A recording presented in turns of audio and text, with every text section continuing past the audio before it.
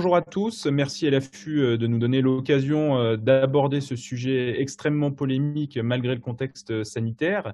Une vraie question de pratique courante, traitement court ou long devant une colonisation urinaire avant chirurgie urologique, faut-il être pour ou contre?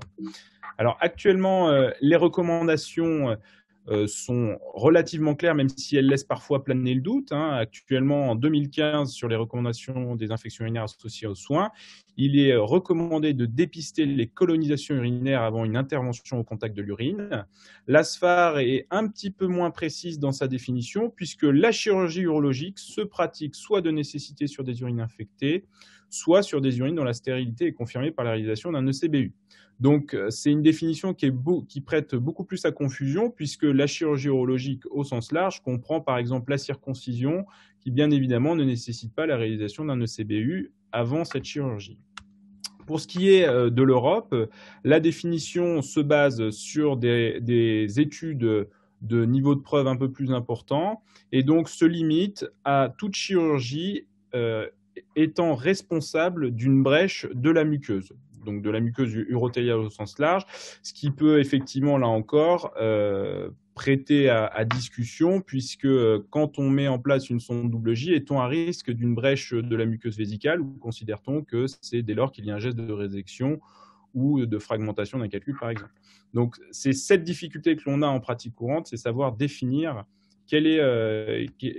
quand est-ce qu'il faut réaliser un dépistage de la colonisation. Et donc, la difficulté aussi, c'est qu'une fois qu'on a réalisé ce dépistage de la colonisation, c'est comment la gère-t-on au quotidien? La difficulté est qu'on a peu d'études et bien évidemment d'études de haut niveau de preuve qui nous permettent de répondre à la question. Alors, on a bien évidemment quelques papiers, mais qui sont souvent anciens, qui ont été évalués notamment dans tout ce qui est résection transurétrale de la prostate, avec un risque infectieux, bien évidemment, là encore, selon les interventions, qui est très variable, qui va de 3 à 20%. Et on n'a pas, là encore, de réponse très claire sur la durée du traitement de la colonisation avant chirurgie urologique, puisqu'on a parfois des traitements courts ou longs qui sont utilisés, parfois jusqu'à 10 jours. Donc, c'est effectivement extrêmement difficile de se faire son opinion. Alors, qui gouverne actuellement? La science, les dogmes, la peur? C'est extrêmement difficile de répondre à cette question, puisque la science nous apporte quelques réponses, mais on vit effectivement parfois on est confronté à des situations très dogmatiques où, par peur, on n'ose pas modifier nos pratiques, on continue parfois de prescrire des antibiothérapies prolongées, mais finalement, est-ce que ça a un intérêt? Faut-il préférer un traitement court ou long? Fait-on mieux avec un traitement long? C'est les questions auxquelles on va essayer de répondre avec nos experts du CIFU, Franck Bruyère qu'on ne présente plus, et puis Albert Soto, bien évidemment, non plus, qu'on ne présente plus, même s'il n'est pas urologue. Il saura nous apporter son expertise justement différente et nous dire si nous, en tant qu'urologues, on doit avoir peur de faire plus court pour traiter nos colonisations urinaires. Voilà, je leur cède la parole et tout d'abord, c'est Franck qui va aborder le traitement court. Eh bien, un grand merci, Maxime, de m'avoir invité à ce pour ou contre. Pour ou contre traitement court ou long devant une colonisation avant chirurgie urologique. Tout d'abord, deux merci. D'abord, de m'avoir donné le côté court, parce que c'est quand même pas facile de défendre le côté long.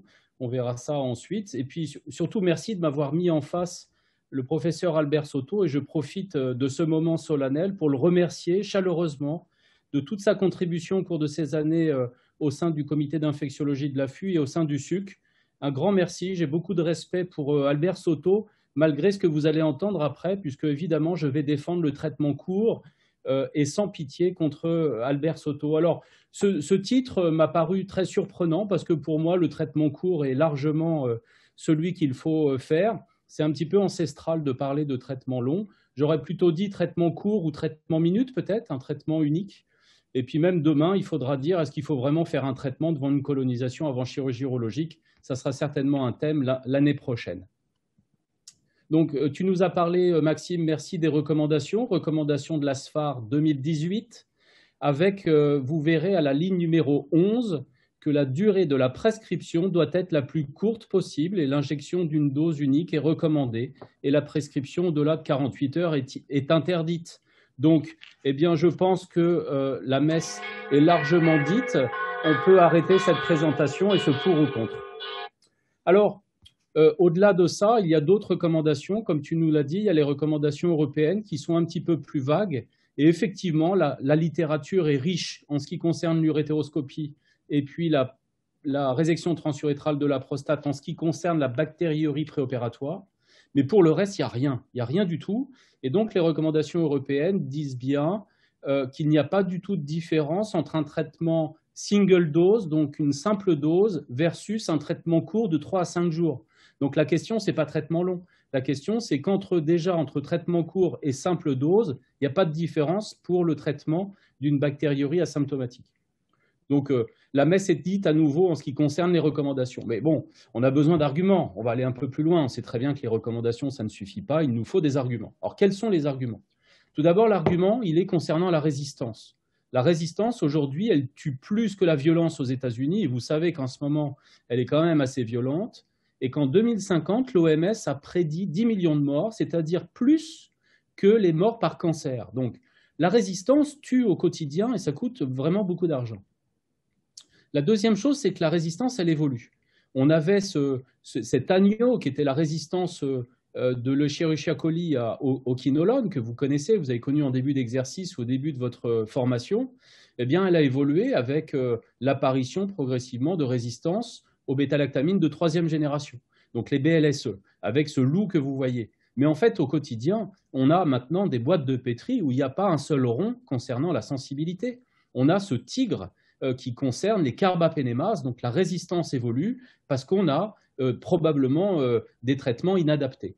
Et regardez l'évolution au cours des années, cette France qui devient verte, puis orange, puis jaune, et quand on regarde aujourd'hui, elle est parfaitement rouge. Donc aujourd'hui, la France est en rouge, et alors que l'Italie, la Turquie et la Grèce restent en noir, avec cette situation tout à fait endémique de diffusion des carbapénémases. Ne croyez pas qu'elle s'arrête à la frontière. Tout comme à chacun, cette frontière est dépassée. Et évidemment, il y a beaucoup de couleurs cramoisies dans le sud de la France, comme c'est le cas tout autour du pourtour méditerranéen. Donc on voit que non seulement cette résistance augmente, mais en plus elle tue. On voit ici l'évolution de la résistance dans ce papier extrêmement intéressant d'origine française, où on voit l'évolution de la résistance, le nombre de cas en abscisse et en ordonnée, le nombre de morts attribuées à cette résistance. Donc vous voyez que la résistance, en plus, elle tue.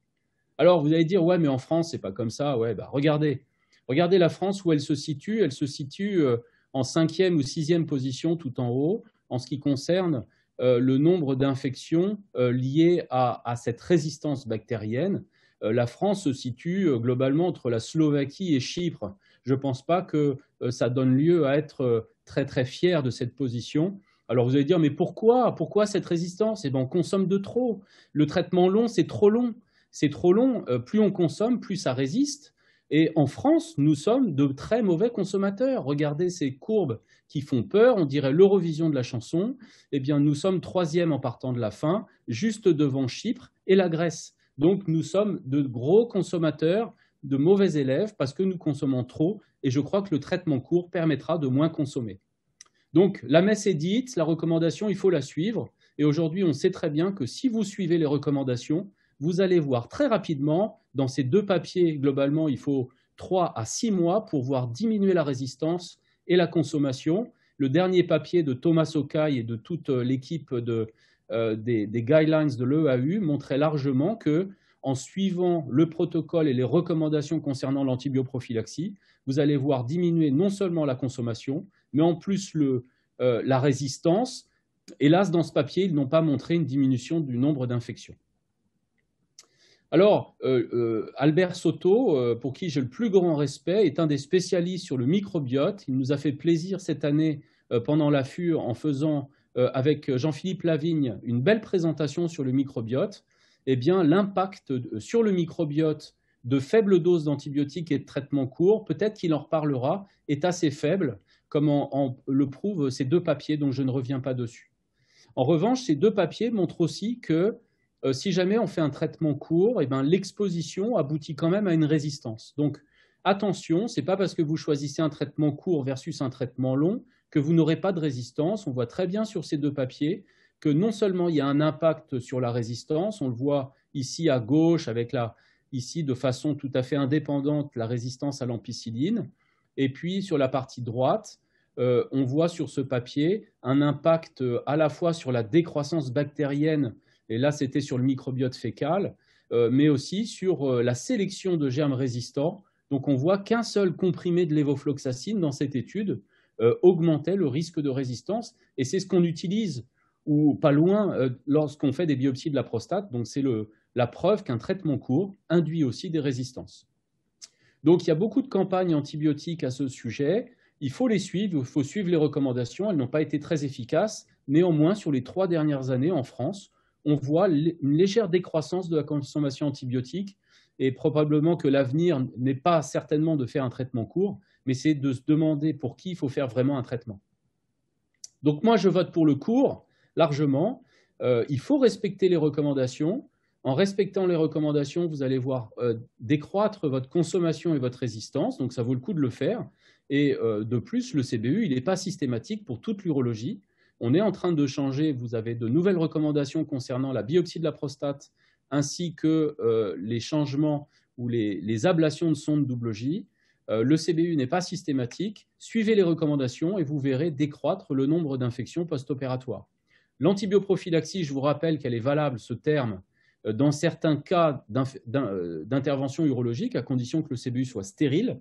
Sinon, on parle plutôt d'antibiothérapie. Alors, on parle de couverture antibiotique, donc on a donné ce terme d'antibiothérapie de couverture. Je sais qu'Albert n'aime pas ce terme, mais on devrait trouver un autre terme pour lui plaire, mais c'est le terme adéquat aujourd'hui. Il faut qu'il soit le plus court possible, et en cas de bactériurie, de façon claire, il faut parfois associer l'antibioprophylaxie à cette antibiothérapie de couverture, mais lorsqu'il faut l'adapter, il faut le faire de façon la plus courte possible, et je n'en démords pas, et je vous remercie beaucoup.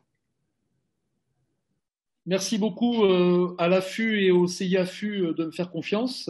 Je suis membre du CIAFU depuis 1994, alors je dois être le dinosaure de cette association, mais ça me plaît toujours et je continue à participer activement aux différentes recommandations. Donc je remercie encore Franck qui est président de ce comité de me faire confiance. Alors, vous m'avez confié quand même une tâche un peu lourde parce que intuitivement et naturellement, les infectiologues ont quand même tendance à raccourcir les traitements et donc à prescrire le moins d'antibiotiques possible. Et on m'a confié plutôt quels sont les avantages du traitement long. Alors j'ai un peu transformé, j'avoue que j'ai un peu triché et je vais vous parler également donc des désavantages du traitement long, mais aussi des désavantages du traitement court. Je vais essayer.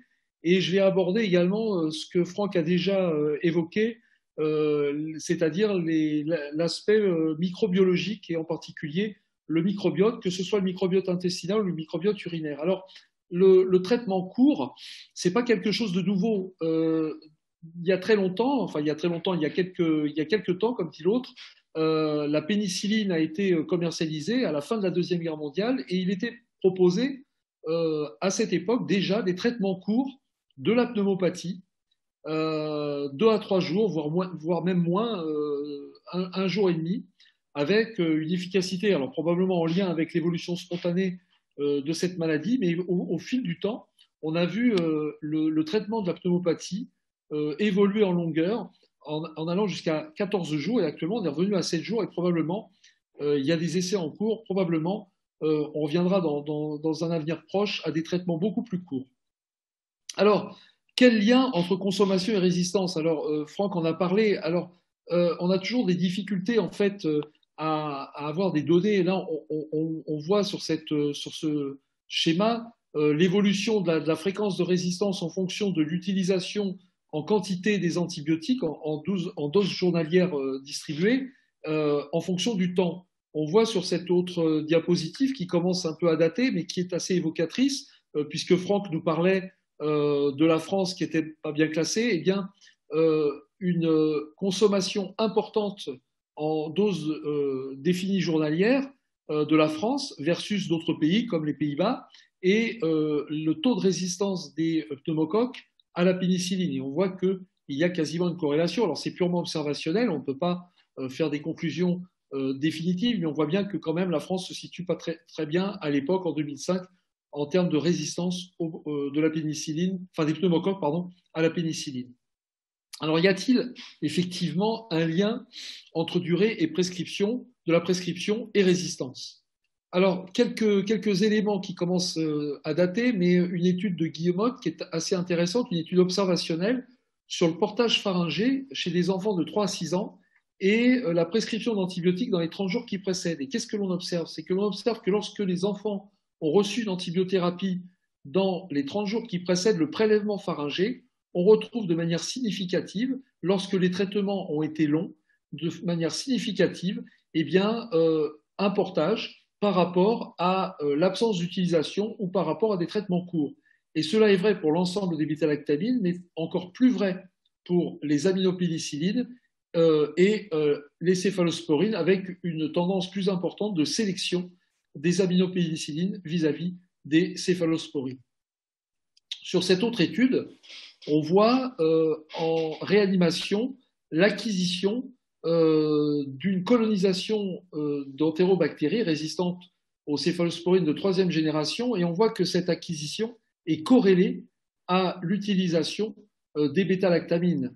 Là, vous avez différentes unités de réanimation, et vous voyez qu'en fonction, et on retrouve un petit peu le schéma qu'on vient de voir avec la France et le pneumocoque, en fonction de l'importance de l'utilisation des bêta-lactamines, eh bien, on va avoir un taux de portage d'entérobactéries résistantes aux céphalosporines de 3e génération par des mécanismes de sécrétion de bêta-lactamase à spectre étendu plus important.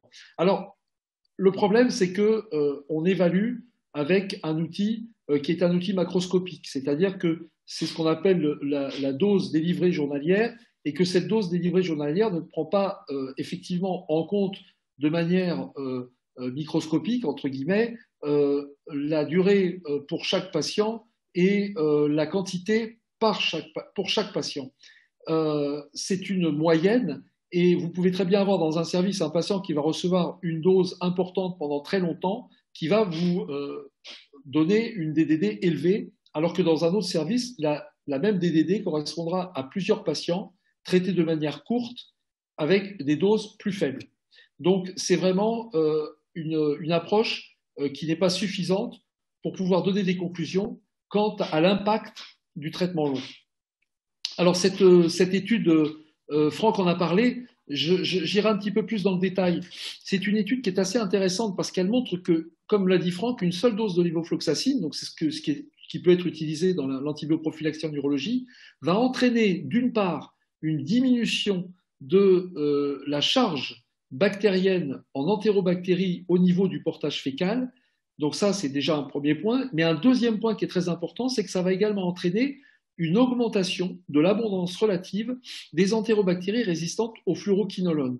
Donc on a à la fois un nettoyage de la part de cette fluoroquinolone du tube digestif qui va éliminer finalement toutes les entérobactéries qui sont sensibles à cette fluoroquinolone, avec en contrepartie évidemment la sélection de mutants résistants. Et on voit que les fluoroquinolones qui ont un impact fort de pression de sélection au niveau du tube digestif vont agir très rapidement, ce qui est également un élément qui fait discuter le traitement court, non pas par sa durée, mais le choix de l'antibiotique en traitement court.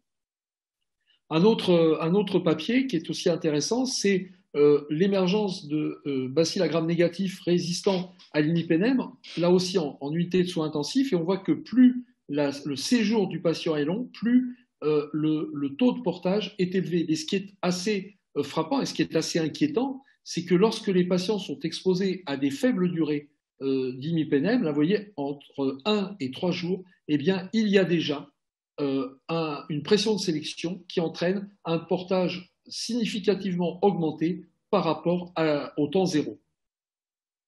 Alors, quel lien avec le tube digestif?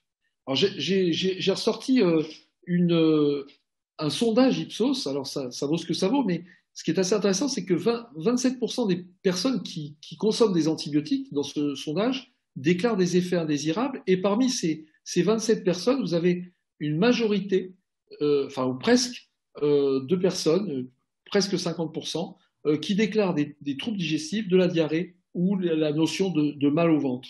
Et donc, on voit bien qu'il se passe probablement des interactions, déjà sur le plan épidémiologique, des interactions entre les antibiotiques et le tube digestif.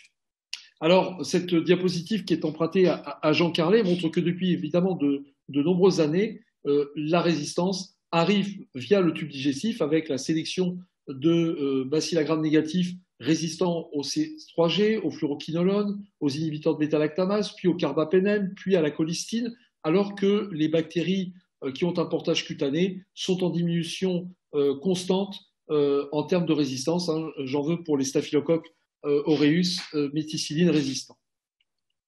Antibiotiques et microbiote. Alors, évidemment, on peut regarder ça sur le plan macroscopique. Et on voit ici, donc c'est un tableau que j'ai emprunté à Aurélien Digne, qui est également un membre du CIAFU, qui montre que l'association, en fait, entre la prophylaxie chirurgicale, la durée de l'antibioprophylaxie chirurgicale et la survenue d'événements indésirables, et ici, ce qui nous intéresse, c'est les infections à Clostridium difficile, est significativement corrélée à la durée de l'antibioprophylaxie. Il est évident qu'en France, l'antibioprophylaxie réglée est habituellement inférieure à 24 heures, mais on retrouve dans certains pays, en particulier pays du Sud, des antibioprophylaxies qui ne sont plus véritablement des antibioprophylaxies, mais qui sont des antibiothérapies prolongées au niveau des patients. Alors, un autre élément également, toujours dans le cadre de cette infection à Clostridium difficile, sur une étude de cohorte rétrospective, chez des patients ayant reçu au moins 2 jours ou plus d'antibiotiques, eh bien, on voit là aussi que plus la dose est d'antibiothérapie et plus le nombre d'antibiotiques est important, et bien plus le risque de survenue d'une infection à Clostridium difficile est importante chez des patients qui ont été surveillés jusqu'à 60 jours après leur sortie.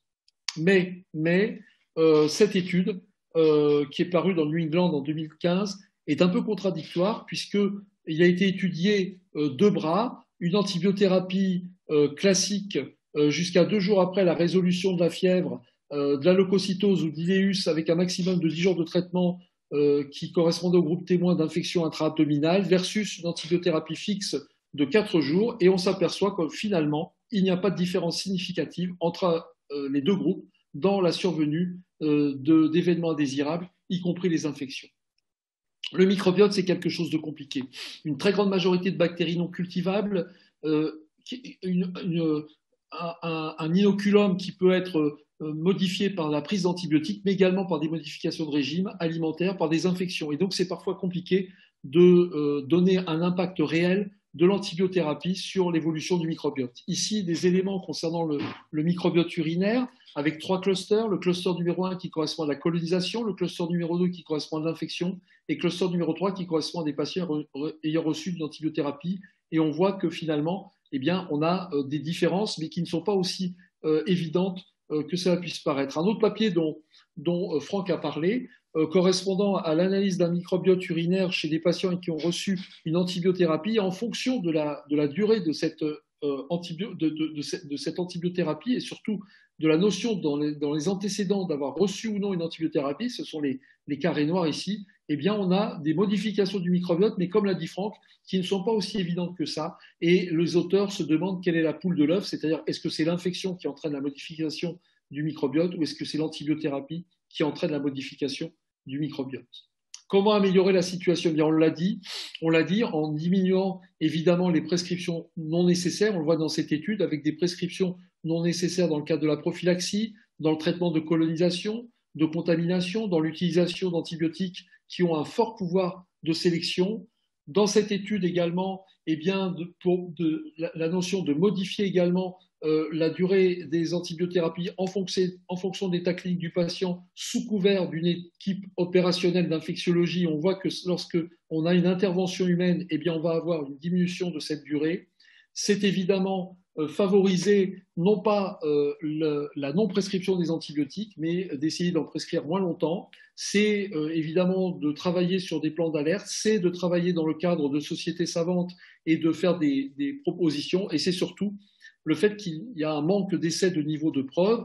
Je pense que finalement, la durée de l'antibiothérapie qui entraîne une pression de sélection est probablement aussi corrélée à l'existence de comorbidités, de traitements associés, et on va évoluer très probablement dans les années qui viennent à réduire l'antibioprophylaxie très probablement et surtout à proposer des traitements personnalisés en fonction des facteurs de risque. Je vous remercie. Merci Franck, merci Albert. Donc, faut-il être pour ou contre? Alors, vous avez tous compris qu'il n'y avait pas match. Il faut bien évidemment être pour le traitement court.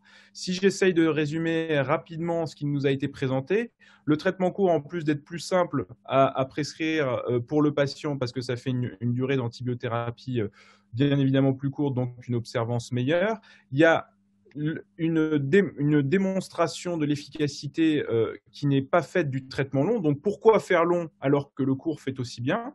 La question même serait de potentiellement faire encore plus court. Là, il va nous falloir effectivement des études pour réussir à démontrer cela. Par ailleurs, le traitement long, en plus de ne pas faire mieux d'un point de vue en termes de complications septiques, est potentiellement pourvoyeur d'un impact plus important sur le microbiote, de survenue de résistance plus importante et à terme donc d'infections plus difficiles à traiter, voire dans certaines situations peut augmenter le risque infectieux. Alors, pour essayer de répondre à ces questions, il y a une étude actuellement en cours, TOCUS, que je vous invite à rejoindre si vous le souhaitez, une étude qui justement évalue la manière dont les colonisations sont traitées en chirurgie urologique en France, avec justement l'évaluation des molécules qui sont utilisées, la durée de traitement, en rapport avec les bactéries qui sont retrouvées sur les ECBU. Donc, je ne rentre pas dans le détail, mais si bien évidemment vous souhaitez participer à cette étude dont déjà 9 centres actuellement font des inclusions, n'hésitez pas à me contacter. Et pour conclure cette très belle présentation, et je remercie encore Franck et Albert de nous avoir apporté des réponses, il faut bien évidemment tout faire pour utiliser nos antibiotiques le mieux possible et pour effectivement toujours diminuer le risque septique de nos patients sans pour autant augmenter le risque d'antibiorésistance et à terme le risque d'augmenter la mortalité liée à ces bactéries multirésistantes. Je vous remercie et je vous souhaite un bon congrès.